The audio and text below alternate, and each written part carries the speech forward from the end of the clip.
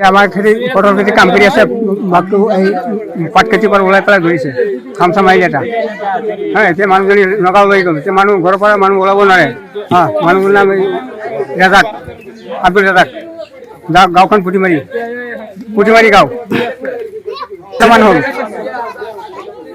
এতিয়া বাঘখন লুকাই আছে জংঘলত কলগছৰ তলত 15-20 দিন ধৰি এটা বাঘৰ আতংক আমাৰ জেঙনিত শুনা পাই আছোঁ আৰু মোবাইলতো টিভিটো দেখা পাইছোঁ।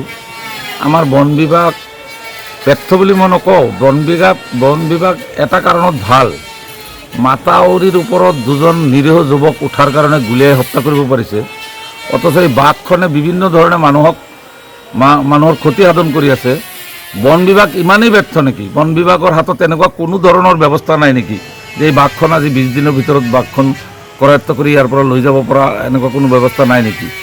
মোৰ এটা মাননীয় মুখ্যমন্ত্ৰীলৈ মোৰ এটা আহ্বান যে আমাৰ দুখীয়া ৰাইজ এতিয়া পথাৰত যাব নোৱাৰা হৈছে, পথাৰত কঠীয়া দিয়াৰ টাইম, এই কঠীয়া দিয়াৰ টাইমত ওলালেই হয়তো পিছফালৰ পৰা আহি আক্ৰমণ কৰে, সেই আক্ৰমণৰ পৰা কেনেকৈ হাত খাব পাৰি। আৰু বন বিভাগ যিহেতু বন বিভাগৰ বহুত চৰ্চা আৰু বহুত নিউজ শুনা পাইছোঁ, বন বিভাগখন আৰু সক্ষমতা বনাব লাগে। যিহেতু এটা বাঘৰ লগত আজি 20 দিন ধৰি যুঁজি নোৱাৰিছে, তেনেহ'লে কালিৰ দিনত যদি জংঘলৰ পৰা 10খনমান বাঘ ওলাই আহে, মইতো দেখোঁ বন বিভাগে একোই কৰিব নোৱাৰিব, চব মানুহ খাই দিব। কাজে মাননীয় মুখ্যমন্ত্ৰী মহোদয়লৈ মোৰ এটা কথা, বন বিভাগটো কাৰ হাতত আছে তেওঁৰ হাতৰ পৰা আনি তেওঁ নিজে পৰিচালনা কৰক, আৰু আমাৰ যিবিলাক বন কৰ্মী আছে তেওঁলোকক আৰু ভালকৈ ট্ৰেইনিং কৰক, নহ'লে এইবিলাক বন কৰ্মী দি পেলাই যে আপোনাৰ পাব্লিকে ৰক্ষা পাব মই এনেকুৱা কোনো ব্যৱস্থা দেখা নাই। তেওঁলোকে পাৰিব যদি আজি মাথাউৰিৰ ওপৰেদি মানুহ এটা খোজকাঢ়ি সন্ধিয়া গৈ আছে গুলিয়াই দিব পাৰিব, এইটো কিন্তু তেওঁলোকে ভালকৈ শিকি লৈছে। বাকী একদম ব্যৰ্থ, এই বন বিভাগ একেবাৰে ব্যৰ্থ। কালিৰ দিনত যদি আমাৰ ফৰেষ্টত দুটামান গড় আহে, এই গড়কেইটা সুৰক্ষা দিবৰ কাৰণে তেওঁলোকৰ হাতত তেওঁলোকৰ কোনো ব্যৱস্থা নাই, তেওঁলোক নিজেই ওচৰলৈ নাযায়। তেওঁলোকে আজি কিমান দিন ধৰি এই বাঘখনে এনেকৈ আপোনাৰ জনবসতি অঞ্চলত আহি পেলাই এনেকৈ তাছ কৰি আছে, সন্ত্ৰাস সৃষ্টি কৰি আছে, তাৰপিছতো কিন্তু তেওঁলোকে কোনো ব্যৱস্থা কৰিব পৰা নাই। টেংকুলাইজাৰ এজন আনিছে, তেওঁ কেনেকুৱা টেংকুলাইজ কৰিছে, বাঘখন টেংকুলাইজ কৰাৰ পিছতো বেহুচ হোৱা দেখা নাই, জাষ্ট খালি এটা ভৰি হয়তো অলপ লেঙেৰা নিচিনা হৈছে।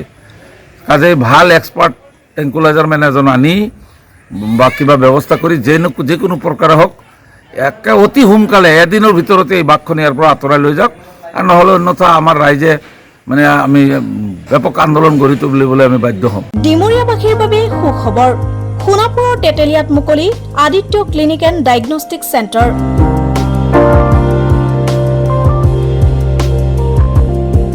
য'ত ৰোগীৰ বাবে উপলব্ধ pharmacy, digital X ray, super speciality OPD clinic, day care centre, ECG 2D echo, endoscopy, Holter study, ultrasound 2D 3D, PFT, TMT, EEG।